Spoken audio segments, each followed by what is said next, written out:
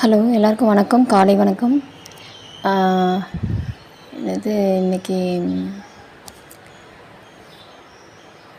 பார்த்திங்கன்னா என்னது sir bail கிடைக்கல. எல்லாருக்குமே தெரிஞ்ச விஷயம் தான். இந்த இது பார்த்திங்கன்னா எவ்வளோ நாள் நீடிக்கும் என்னன்னு தெரியலை. நம்ம சார் மேலேயோ இல்லை அந்த நம்ம நிறுவனத்தின் மேலே உள்ள நம்பிக்கையை நம்ம யாருமே அந்த நம்பிக்கை இழக்கலை. எல்லாருக்கும் ஒரு சூழ்நிலை என்னென்னா, கடன், பணம், அதோட நெருக்கடி தான் நம்மளை ரொம்ப ஒரு மைண்ட்லி அளவுலேயும் சரி, மன அளவுலேயும் சரி, ரொம்ப பாதிப்புக்குள்ளே உண்டாக்குது. அது எல்லாத்துக்குமே ஒரு கண்டிப்பாக தேவையான ஒரு சூழ்நிலை தான். இப்போ என்னென்னா, எல்லாருமே அந்த பணத்துக்காக நம்ம இதுக்கு மைவேத்ரி நம்ம நிறுவனம் வர்றதுக்கு முன்னாடி பார்த்திங்கன்னா, நம்ம ஏதாவது ஒரு ஒர்க் பண்ணியிருப்போம். இப்போ நம்ம எனக்குமே யோசிக்க முடியல. ஏன்னா நம்ம இவ்வளோ நாள் இருந்துட்டு, வீட்டிலே இருந்துட்டு, இந்த ஃபுல் டைம் இந்த ஒர்க்கே பண்ணிவிட்டு, அடுத்த என்ன பண்ண போகிறோம் அப்படிங்கிறதே அடுத்து பண்ணுறதுக்குன்னா கூட ஏதாவது ஒரு ஸ்மாலாக என்னமோ பண்ணணுன்னாலுமே ஒரு இன்வெஸ்ட்மெண்ட் பண்ணணும். எனக்கு வேறு இந்த மாதிரி இதில் வேறு எந்த இதுலேயுமே சேர்கிறதுக்கு விருப்பம் கிடையாது. நிறைய நிறுவனங்கள் இருக்குது. இதுக்கு முன்னாடி நானுமே ஜாயின் பண்ணியிருக்கேன். நிறைய நிறுவனங்கள் நான் தான் ஏமாந்துருக்கேன். என்னைய வச்சு அந்த நிறுவனம் நல்லா வாழ்ந்துருக்கு, அப்படி தான் சொல்லுவேன். நம்ம நிறுவனத்தை மைவித்ரினால் நான் வாழ்ந்திருக்கேன்னு தான் சொல்லணும். மற்ற நிறுவனம் என்னைய வச்சு நல்லா வாழ்ந்துருக்கு. ஏன்னா நான் அவ்வளோ இழந்திருக்கேன். இந்த நிறுவனம் பார்த்திங்கன்னா, நம்ம நிறுவனத்தில் இன்னும் இவ்வளோ நாள் பட்டாச்சுன்னா என்ன, சார் வருவார், வெயிட் பண்ணி பார்த்தோம். சார் வர்றதுக்கு டிலே ஆகுது. டிலே ஆகுறதுன்னா அவங்க சட்ட ரீதியாக எவ்வளோ இது பண்ண முடியுமோ அவ்வளோ குயிக்காக தான் பண்ணுறாங்க. ஏன்னா வக்கீலுமே, நம்ம சைடு வக்கீலுமே எவ்வளோ குயிக்காக என்ன ப்ராசஸ் பண்ணணுமோ கண்டிப்பாக அதை தான் பண்ணுவாங்க. அதுக்கடுத்து சாருக்குமே எப்படா வந்துடலாம் அப்படிங்கிற ஒரு ஆர்வத்தில் தான் இருப்பாங்க. ஏன்னா அவருக்குமே தெரியாது நம்ம எந்த மனநிலை, சார் இன்றைக்கி வந்துடுவாரா நாளைக்கு வந்துடுவாங்கிற மாதிரி அவங்களுமே அப்படி தான் நினைப்பாங்க. நான் கெஸ் பண்ணுறேன். ஏன்னா எல்லாருமே அப்படி தான் நினைப்பீங்க. சாருக்குமே தெரியாதுல்ல, இன்றைக்கி நம்ம வந்துடுவோம் நாளைக்கு வந்துடுவோம் அப்படிங்கிற ஒரு தாட்டில் தான் இருப்பாங்க. ஏன்னா அவங்களுக்கும் என்ன நடக்குது, நம்மளுக்காவது இந்த டிவியில் நடக்கிறது இல்லை, ஏதாவது யூடியூப்பில் ஏதாவது போய் புறணிகளையாவது கேட்டுக்கிட்டு இருக்கோம். சார் அந்தளவு கூட கேட்க முடியாது. ஏன்னா அங்கே மொபைல் எதுவும் டிவி கூட பேப்பர் கூட பார்க்க விட்றாங்களா என்னன்னு தெரியல. அதனால் அவங்களுக்கு இந்த செய்திகளுக்கு கூட பொய் வயந்தி கூட கேட்குற, உண்மையான தகவலோ பொய் வயந்தியோ கேட்குற கூட அவருக்கு வாய்ப்பு இல்லை, அவர் இருக்க சூழ்நிலை. அப்போது நம்ம ஃபேமிலியோடு இருக்கோம். அவர் ஃபேமிலியை கூட விட்டு கம்பெனி நிறுவனத்தை எல்லாத்தையும் விட்டுட்டு ஒரு லக்ஸரியாக வாழ வேண்டிய மனுஷன் இப்படி நம்ம ஏழை எளிய மக்களுக்காக என்ன சொல்கிறது, இவர் ஒரு காந்தின்னு தான் சொல்லணும் என்னை பொறுத்தவரையும். மகாத்மா காந்தி மக்களுக்காக தான் இந்த அன்னை தெரசா அந்த மாதிரி ஆளுகளோடு தான் இவரையும் சொல்லணும். இவர் மக்களுக்காக தான் போய் இது பண்ணுறாங்க. அரசுக்கு, சட்டத்துக்கு, எல்லாத்துக்கும் தெரிஞ்சாலுமே ஏன் இவ்வளோ டிலே பண்ணுறாங்க, மக்கள் இவ்வளோ வேதனைப்படுவாங்க அப்படின்னு இல்லை. அதில் ஒரு சில கூட்டங்கள் அவங்க பேரெல்லாம் சொல்கிறது கூட நம்மளுக்கு பிடிக்கல. இருந்தாலும் நல்லா இருக்கட்டும், எதிரிகள் கூட நல்லா இருக்கணும்னு நினைக்கிற நம்மளுடைய சார் பொய்யா பரப்புகிற இந்த யூடியூப்பும் கூட நல்லா இருக்கட்டும், எதிரி நல்லா இருக்கட்டும் அப்படிங்கிற மாதிரி தான் இருக்கணும். அந்த மாதிரி இவங்க கேஸ் கொடுத்து இன்னும் கூட பாருங்க, நம்ம எப்படா சார் வந்துடும்னா அவங்க அவ்வளோ சிரிச்சிட்டு பேசிகிட்டு இருக்காங்க. மக்கள் நிறையா தகவல்கள் இப்போ பார்ப்பாங்க. ஏன்னா இந்த மைவித்ரின்னு போட்டோன்னே நம்மளாம் ஆர்வமாக போய் பார்க்குறோம்ல. அப்படி பார்க்கும்போது பார்த்திங்கன்னா நிறையா தகவல் உண்மையான தகவலாக இருக்காது. அவங்கவுங்களுக்கு என்ன தெரிஞ்ச மனசில் தோன்றுறது பேசுகிறது. நானுமே இப்போ மனசில் தோன்று, ஏன்னா எனக்கு ஒரு தகவலும் தெரியாது, மனசில் தோன்றுறதை நாங்கள் சொல்கிறாங்க பார்த்திங்களா. அது மாதிரி நீங்கள் போட்டுக்கிட்டு பரப்பிக்கிட்டு இருக்காங்க. அதனால் என்ன செய்யுதுன்னா, அந்த நெகட்டிவ் ஆனது கேட்க கேட்க கேட்க கேட்க கேட்க அப்படி தான் இருக்குமோ, எப்படி தான் இருக்குமோன்னு மைண்டில் செட் ஆயிரும். சரிங்களா. அந்த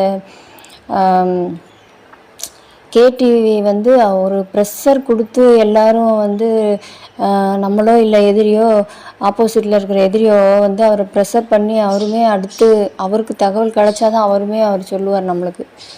அது வந்து எப்போன்னு தெரியாது, 2 வாரம் ஆகலாம், 3 வாரம் ஆகலாம், சில நேரம் 1 மாதம் கூட ஆகலாம். சரிங்களா? நம்ம வந்து அது வரையும் வந்து காத்திருப்போம். இந்த நம்ம வாலெட்டில் இருக்கிற பணம் வந்து என்னைக்குனாலும் நம்ம கிட்ட நம்ம அக்கௌண்ட்டில் நம்மளை கிட்ட வந்து சேரும். அதுவரை நீங்கள் யாரும் ஒர்க் பண்ணாமல் விட்டுறாதீங்க. கண்டிப்பாக எல்லோரும் ஒர்க் பண்ணுங்கள். அது என்னது, நம்மளுக்கு வந்து ரொம்ப கஷ்டகரமான ஒரு சூழ்நிலை தான் இருக்கும். சரிங்களா? நம்ம வந்து இப்போ என்ன சொல்லணும், மையத்தில் மக்கள் எல்லாருமே பிச்சை எடுக்காத ஒரு குறை தான், சோத்துக்கு என்னது சிங்கடிக்கிறோம். அந்த மாதிரி எதிரி நம்மளை கொண்டு வந்து விட்டுருக்கான். அந்த மாதிரி என்ன இப்படி இருக்குது.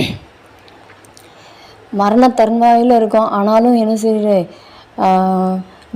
நம்பிக்கை கடவுளை காட்டிலும் நம்ம வந்து என்ன சொல்கிறது, இந்த நம்ம நிறுவனத்தின் மேலே நம்ம ஓனர் மேலேயும் நம்ம வந்து அவ்வளோ நம்பிக்கை வச்சுருக்கோம். ஏன்னா அவ்வளோ உண்மையாக இருக்கார்.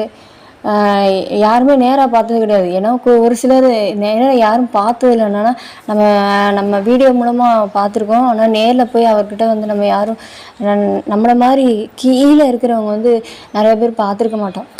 நிறைய பேர் போகிறோம், பார்க்குறாங்க, அத்தாரிட்டி மெம்பர், டேரக்டர் அந்த மாதிரி நிறைய பேர் போகிறாங்க. இல்லை அச்சீவ் பண்ணவங்கலாம் போய் டூருக்கு போகும்போது கூட சாரை பார்த்து மீட் பண்ணியிருக்கலாம். ஸ்டோர் வச்சுருக்கவங்க மீட் பண்ணி சாரை பார்த்துருக்கலாம். பட் ஆனால் அவ்வளோ பேர் லட்சக்கணக்கானவங்க வந்து சாரை மீட் பண்ண வாய்ப்பு இல்லை. சரிங்களா? அந்த மாதிரி சூழ்நிலை வந்து அப்படி இருந்துமே பார்க்காமே ஒருத்தர் மேலே நம்பிக்கை வைக்கிறோம். பார்த்தீங்களா? இந்த தலைவர்கள் வந்து சினிமா ஸ்டாரு அந்த மாதிரி இருக்கிறவங்களுக்கு வந்து ஒரு கூட்டம் இருக்கும், அது வேற. ஆனால் நம்மளுக்கு வந்து விருப்பப்பட்டு ஒரு ஃபேமிலியோட ஒருத்தர் மேலே நம்பிக்கை வைக்கிறது பெரிய விஷயம். சினிமா துறையில் கூட பார்த்திங்கன்னா, ஒரு வீட்டில் வந்து ஒருத்தரை பிடிக்கும், ஒருத்தருக்கு விஜய் பிடிக்கும், ஒருத்தருக்கு அஜித் பிடிக்கும், ஒரு கமல், ஒருத்தருக்கு ரஜினி, அப்படி தான் பிடிக்கும் இல்லையா? வீட்டில் நம்ம நிறுவனத்தில் வந்து எல்லாருக்குமே சின்ன பிள்ளை முதற்கொண்டு என் பையனுக்கு இப்போ 1st ஸ்டாண்டர்ட் தான் படிக்கான், அவனுக்கு நம்ம எம்டி சார் தான் பிடிக்கும். ஆனால் ஏதாவது இது என்னது, எங்கள் வீட்டில் எங்கள் 3 பேத்துக்குமே அதை பிடிக்கும்னா அப்படின்னா எல்லா குடும்பத்துலேயும் அப்புறம் அவங்கள தான் பிடிக்கும் எல்லாருக்கும். அப்படி இருக்கும்போது எல்லாருக்கும் நம்ம தலைவர் எம்டி சார் மேலே அவ்வளோ நம்பிக்கை வச்சுருக்கோம். அப்போம்போது என்ன சொல்ல, வளவள நான் இருக்காதம்மா, சொல்ல வந்த விஷயத்தை சொல்லிட்டு போமாங்கிறீங்க. அதாவது சாரு வந்து வெளியில் வர்ற வரையும் நம்ம எல்லோரும் ஒரு ஒற்றுமையாக இருக்கிறோம். இதே ஒற்றுமையை வந்து நம்ம மெயின்டைன் பண்ணணும், கொண்டு போகணும். ஆனால் ஏன்னா சாரு வர்றதுக்கு வந்து டிலே ஆகிறதுக்கு வந்து ரொம்ப நாளாகுதா, கம்மியான நாளாகுதா நம்மளுக்கே தெரியாது. ஏன்னா வக்கீலுக்கும் நம்மளுக்கும் இடையில என்ன நடக்குன்னு ஒரு வந்து தெரியலை, தகவல் தெரியல. அதாவது சார் வந்து நம்மளுக்கு வந்து ஒரு யூடியூப்பில் வந்து சார் ஒரு சேனல் வச்சுருக்காங்க. அதுக்கு வந்து யூடியூப்பில் வந்து போடுறதுக்கு வந்து ஒரு நபரை வந்து வச்சுருந்துருக்கலாம். அப்பப்போ அதில் போடும்போது அந்த தகவல் வந்து உண்மையான தகவலாக இருக்கும். மற்ற சேனலை காட்டிலும் அதில் போடும்போது உண்மையான தகவலாக இருக்கும். ஏன்னா யாராவது ஒருத்தர் வந்து சாரோடைய கேஸ் விஷயமா ஃபேமிலி சைடோ இல்லை அந்த வக்கீலோ யார்கிட்ட கேட்டோ போட்டாங்கன்னா நம்மளுக்கு வந்து ரொம்ப ஆறுதலாக இருந்திருக்கும். சப்போஸ் அதை போடுறதுக்கு ஆட்கள் இருந்தால் தயவு செஞ்சு யார்கிட்டாவது சொல்லி நம்ம எம்டி சார் சேனல்லையும் நம்ம கம்பெனி நிறுவன சேனல்லையே போட சொல்லுங்கள்.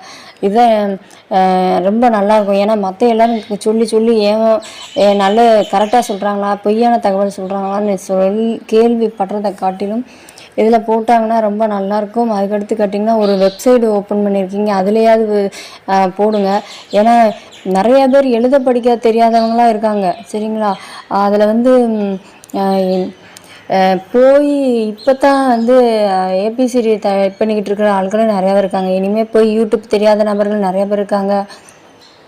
சோசியல் மீடியா வந்து இப்போ வந்து வெப்சைட்லாம் இந்த வெப்சைட் போடுறாங்கள பிளாக், அதெல்லாம் நிறைய பேருக்கு வந்து போய் பார்க்க தெரியாது.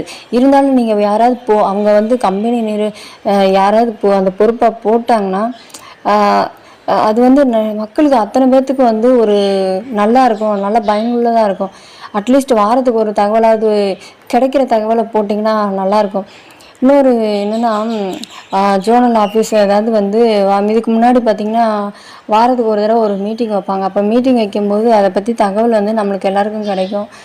இப்போ வந்து அந்த ஆஃபீஸ் வந்து ஒரு க்ளோஸில் இருக்குது. இப்போ யாரும் நம்பிக்கை இழந்து போயிடாமல் இருக்கிறதுக்கு, எல்லோரும் ஒற்றுமையாக இருக்கிறதுக்கு அட்லீஸ்ட் அந்த ஆஃபீஸை ஓப்பன் பண்ணி ஒரு மீட்டிங் கண்டக்ட் பண்ணால் நல்லாயிருக்கும். ஆஃபீஸில் நம்ம எல்லோரும் ஒரு என்னது ஒரு ஒற்றுமையாக இருக்கும்னு கம்பெனியை பற்றி, நிறுவனத்தை பற்றி நிறைய தலைவர் இருக்குது, நிறையா இருக்கும். டைரக்டர், அத்தாரிட்டி மெம்பர், தயவு செஞ்சு வந்து இன்னும் பெரிய பெரிய மூத்த உறுப்பினர்கள், தலைவர்கள்லாம் இருப்பீங்க.